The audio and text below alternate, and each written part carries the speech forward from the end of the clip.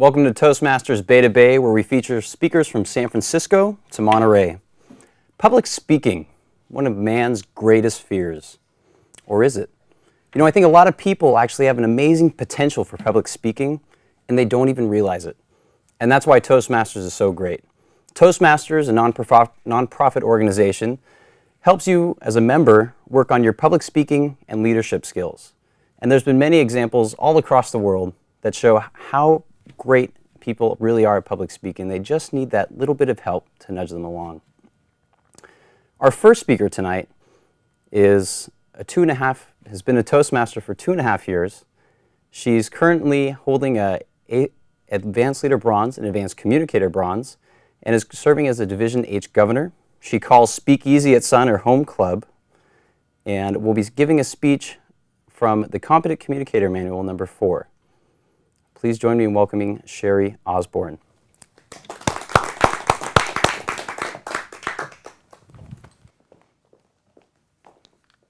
Mr. Toastmaster, fellow Toastmasters, and welcome guests. Monday, January 4th, 2010, was my first day back in the office after a 2-week holiday vacation. I was sitting at my desk after drinking a large cup of coffee and a cup of very strong tea, reading my email, planning my priorities for the day, when suddenly I heard a splash.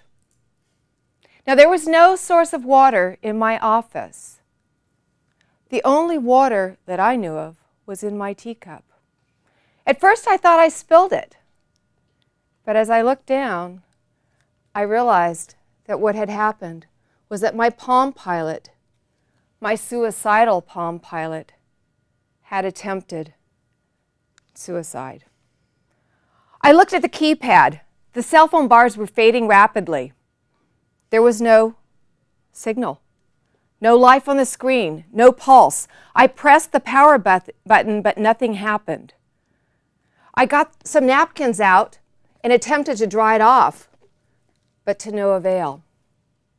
My Palm Pilot was dead. Now, there had been signs as a child, when I would pair it with the Bluetooth hands-free technology in my car, it would spontaneously reboot and sometimes lose data. And then there were the dropped calls. Incessant drop calls. Calls from my office, calls from home, and everywhere in between. 90% of my calls, true story, were dropped. I limited my uses of the device. I tried to get along. As an adolescent, it ran away numerous times. I would look high and low for it, but to no avail. I would call it from another phone just to see if I could hear its ringtone in some nascent corner of the office or my home. Nothing. And then magically, it would reappear on a desk, on a dresser, a table someplace. And you know, when you ask it where it's been for the last 5 days, it's like an alley cat. You know it's going to lie and tell you it was there the whole time, but it wasn't, I know. As a young adult, it didn't get better. There were other attempts at suicide. There was a time that it jumped out of my purse onto the parking lot pavement with an impact so hard that the back of the phone came flying off and the battery came out. And then there was another attempt at drowning, this time in a toilet. But I saved it that time with a swift catch between my thighs and the toilet seat. Now, there were signs, definitely, that this might happen. But I thought it was just confused, maybe a little depressed, something that it would grow out of. By early afternoon, my own panic began to set in. The device was dead. I had no backup. My contacts, my calendar, my to-do list, and even my passwords were in this device. I knew I had to do something, so I went out to the local Palm store to see if they could help me. But the technician there said he was sorry he couldn't and suggested I start to make final arrangements. from my device.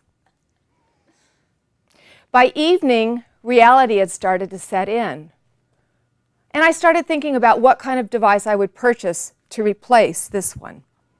Now you have to understand that this has always been a love-hate relationship. This has been the most ungrateful device I have ever purchased. I gave it a 2,000-minute phone plan. I bought it a leather jacket to help cushion the falls. I even tethered it to the inside of my purse to help prevent inadvertent drownings. But no, it was ungrateful, emotionally unstable, and frankly unavailable. That night, I went to the Apple store. Hello, iPhone. May we never part. Yeah, I missed my QWERTY keypad and my stylus. But from the first fat-fingered touch, it was love at first bite. Practically no dropped calls, fantastic internet access, and awesome applications. Frankly, a much better device if you ask me. Now you're probably wondering what happened to my Palm Trio. It did recover partially, but it has Alzheimer's. It's lost some of its data. And its keypad is sticky and rusted and a bit arthritic. But I do keep my to-do list on it. But now I back it up. Mr. Toastmaster. Thank you so much, Sherrie. Join me out front here. So, I know you're a member of Speakeasy, but you're a member of two other advanced clubs, correct? Correct. What would those clubs be? So I am a member of Evening Stars, and that meets once a month in San Francisco on Friday nights. Okay. It's an advanced speaking club. And then also Pro Toasties, which meets the second and fourth Tuesday of every month up in Burlingame, and it's also an advanced speaking club. So. That's amazing. And you're also a Division H governor. Correct. What would you say has been the biggest benefit to you being a division governor? Oh my God, just the leadership opportunity, and really an opportunity to work with all of the fantastic people in this organization. The people are really the reason. Come for the speaking, stay for the leadership, and for the people. That's excellent. I know I was in a division or area governor role once, and one of my favorite things was being able to meet so many new people. Yeah. And there really is a lot of potential to do that. So you have a new iPhone. What's your favorite app? Oh, wow. There's over 1 billion out there. Lots to choose from. Well, when I visit with my family, it's always the gaming software. My nieces and nephews love to show me all the latest games that are on the iPhone that I can get for free. So great. It's the game du jour. Well, thank you so much, Sherrie. Greatly appreciate it. Now, as I mentioned, we have a speaker, but we also have an evaluator to follow suit. Our evaluator has been a Toastmaster for 4 years. Please join me in welcoming Dhwani Shah. Thank you. Sherrie, what a wonderful speech. And I must start by calling attention to your sense of humor. A lot of us have been through the same misery that Sherrie went through. But how many of us see the silver lining? How many of us can actually convert it into a humorous speech like this? So the best thing that came out of this was, wow, look at you. You took this old misery, a love-hate relationship, and converted it into a wonderful speech, made it humorous for yourself and for us. So thank you for doing that. The things that I really liked about your speech today, one, it was humorous. You made us laugh throughout. Right? There was good humor that you could use on television and elsewhere. So that was wonderful. You also added life to your phones. Now, one of the goals for your speech today was using the right words or saying it correctly. And I think you did not use any jargon. She did not use terms that we couldn't get. All along, while she was describing all the difficult or intricate characteristics of a phone, she actually did it with such simplicity and a very simple language that we could all follow and have fun along the way. A few things that you could have done differently. One, I know you had a lot of movement and a lot of body language, and that was excellent. However, when you talked about kids, I think your hands were actually facing up instead of down. And so at your level, being such an advanced speaker, I'm going to nitpick a little, but paying a little more attention into how you can add a lot of meaning into even very simple gestures like just showing age or talking about adolescence, it's something that could really change or take it from a very good speech to an excellent speech. The other thing I noticed was you did add a lot of life. The props were amazing, and all along your story you added a lot of life into your Palm device. However, there were times, especially at the start, when you were just starting to give it life, when you said, oh, I got it out and I tried to switch on the power button. You could have continued your analogy or giving it life by saying, I tried to wake it up, and so on. And so there were a few occasions where you could have continued to put life into the device and kind of gone along even further. You also did refer to it as an it rather than he or a she, which for understandable reasons you may want to go with it, but maybe try and stress less on the it, give it a name. Some of the ways you can avoid giving it a gender, but at the same time giving it more personality and life. All in all, a great speech, very humorous, very personal, so thanks a lot for sharing it with us. And I wish too that my phone tries to commit suicide successfully so I can get an iPhone. Thank you. Thank you. Thank you so much, Dhwani. We've got to see an amazing speech and a great evaluation. Now, Toastmasters, as I mentioned, is an international organization. It's local here, of course, but it's also local overseas in many other countries. And when you're at a meeting, you're normally in a room with people you know. But there's other opportunities out there that are possible to see Toastmasters at the same time. Take a look at this. I would now request Jim to read out objectives of P3. Thank you, Mr. Toastmaster, fellow members, and most welcome guests. Gary's project is Get to the Point. Well, what we just did is we had a telepresence meeting, what's called a point-to-point meeting. So we had two rooms. Half the room is here in San Jose, and the other half that we had was in Singapore. This is a great idea for Toastmasters. I would like to see these meetings occurring at least once a quarter. That's why we bring this up. Thank you very much. Oh, yeah, thank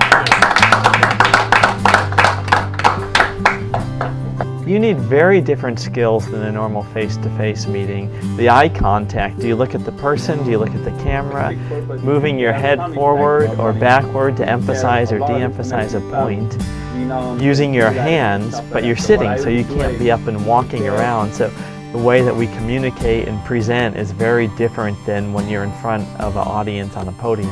I was expecting that we would have delays in our conversation, but no, it's just like we're talking across the table. This is great. I'm glad to be a part of it. Technologies like this are going to get more and more popular, and you'll see different ideas popping up, and the way we communicate in the future is going to change, and I think we're really on to the future here. And what brings us together is this movement called Toastmasters. And we learn communication and leadership to enhance our communication skills, where we can bring all these skills back to our workplace, back to our family, and back to our society. I think we're breaking into something new. This is going to be a way that we all need to be comfortable in communicating in the future. And before long, there'll be lots of other Toastmaster meetings occurring like this. For kingdom, 1R, 3N. Wish, 1 soul. Yui, 3R, 1 7 soul. Talking, 4 So collaboration is wonderful. Believe in the power of collaboration, and you can definitely achieve more. Thank you so much. Thank you. The major paradigm shift of the Homo sapiens is just around the corner. Welcome to the new world.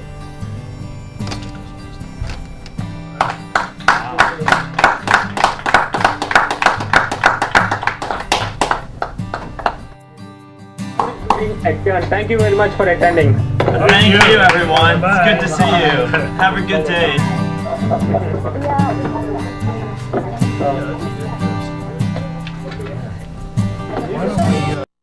Why don't we put our notes together? So that's just a prime example of how international and diverse Toastmasters actually is. Now we've got to see one speaker, but we have another speaker set up for you today. Our second speaker, a Toastmaster for 3 years, calls A Toast for Life her home club. She's the acting Area F5 governor and is also an award-winning speaker as a finalist in the District Table Topics Contest. With her speech, Think Pink, please join me in welcoming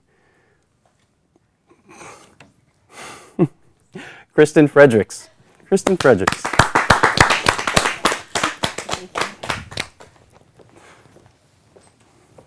Picture it. It's April 2008. The economy is crashing. People are foreclosing on homes left and right. And I am doing my best to completely ignore it by lounging on my couch, sipping some chamomile tea, enjoying the latest edition of my Yoga Journal magazine. As I flipped through the pages, I saw an advertisement. I didn't know it at the time, but it would change my life.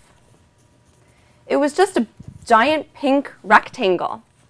It was an ad for the 2-day Avon Walk for Breast Cancer in San Francisco. But that's not what caught my attention. It was the date. July 12th and 13th, my birthday. I thought, wow, that would be a great way to spend my birthday.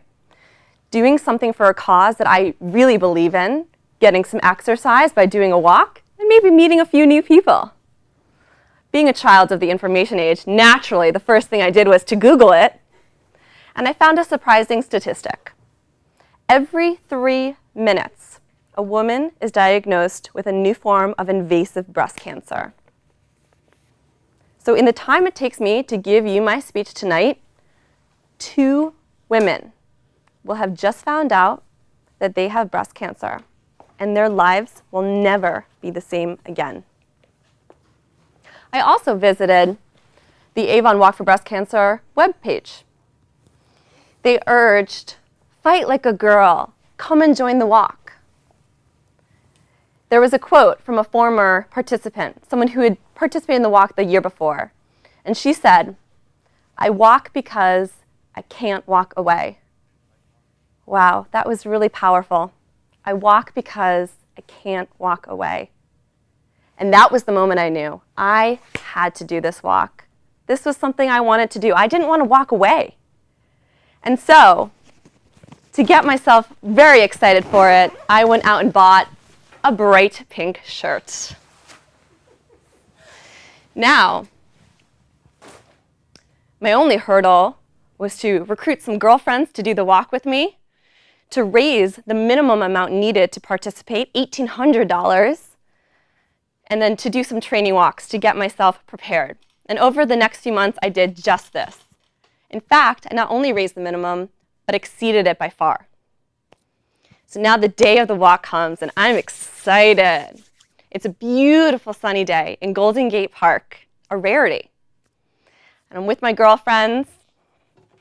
I got my hat on, proclaiming me a fearless fundraiser. And we're ready to go. We are off. Now, around mile 5 or 6, I thought, I'm a little bit tired. The first day, we walk a marathon, 26.2 miles. The second day is a half marathon, 13.1. So, on the first day, mile 5, I'm thinking, I can't believe I thought raising money was going to be the hard part. This walking thing is pretty hard, too.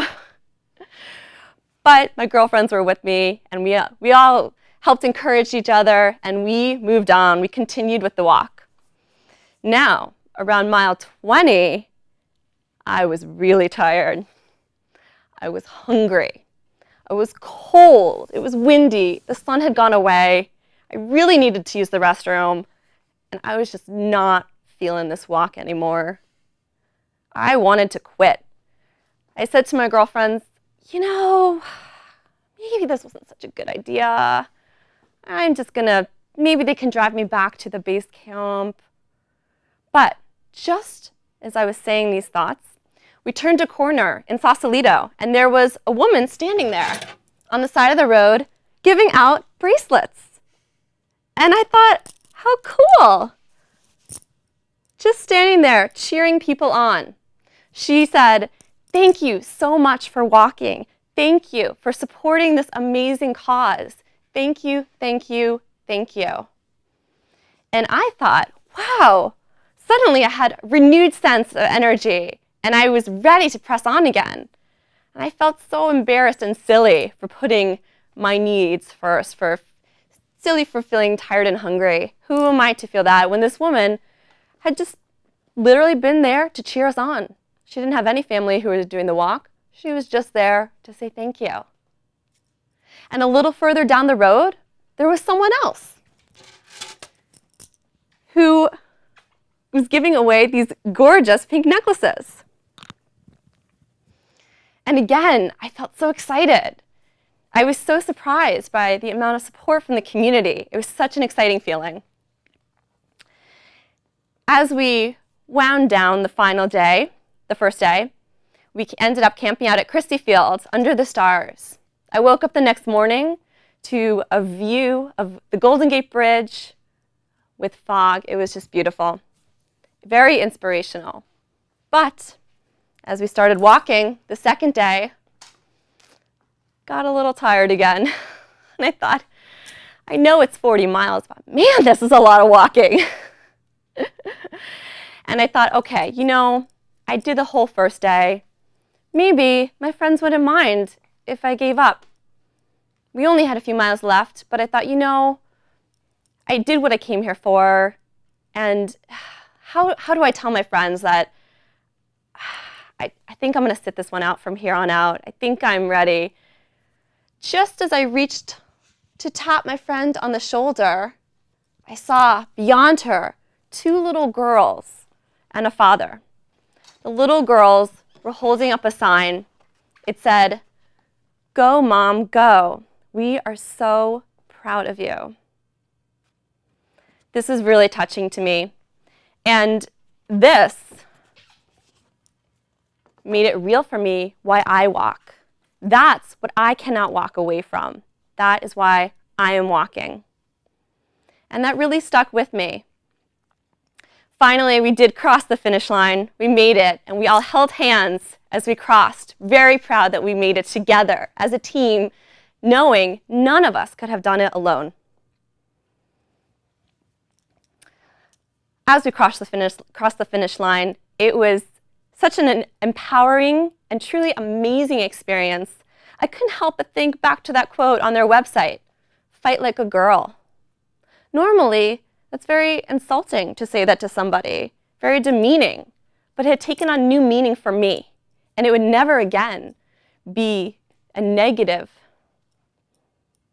And I hope for you all that someday you will be able to stand for a cause, to walk for a cure, and most importantly, I hope you will be able to fight like a girl. Thank you, Mr. Toastmaster. Excellent speech, Kristyn. Thank you. So you said that you surpassed the fundraising level, right? Yes. What was your best fundraising technique?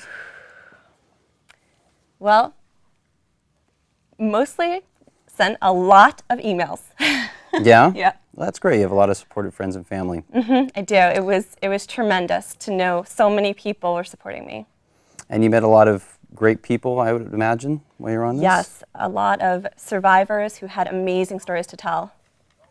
Excellent, excellent. And I also have a friend that did this last year, and she also mentioned the camping. What was that like, camping with all these people? Well, it was really, really cold. Yeah? But it was great. The energy was tremendous, even though everyone was exhausted and in pain and tired and hungry. Just knowing that we had all done it together was enough to keep us moving and keep us going the second day. Okay. Well, thank you so much, Kristyn. Thank Greatly you. appreciate it.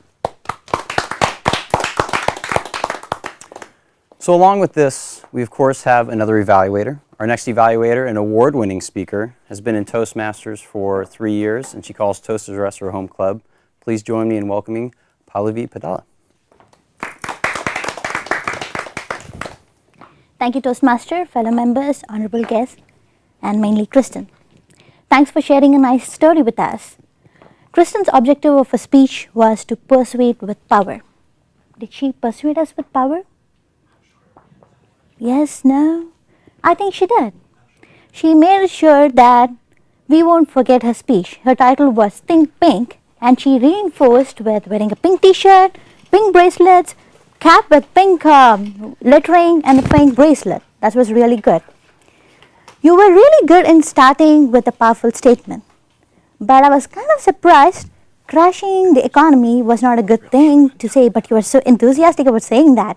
The best thing I like about your speech was your calm nature and a pleasant smile all the time. All the time when I look at you, I'm like, wow, she's smiling. She has a lot of energy and she wants to bring that energy out. But once in a way, I did notice that they were clamping of the fingers and that showed a bit of nervousness. If ever you can just relax it, bring out your natural voice out. You have a great, powerful voice. Just bring in your natural self. I like the fact that you reinforced the main important topics again and again, and you showed us having the props. That was really good.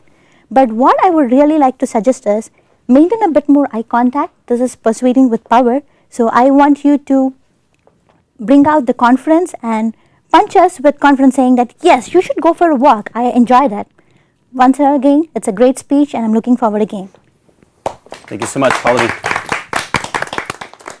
We hope you guys have enjoyed the show. If you want to know more about Toastmasters, visit our website, d4tm.org, or also Toastmasters International, and be sure to find a club near you. Thanks for watching.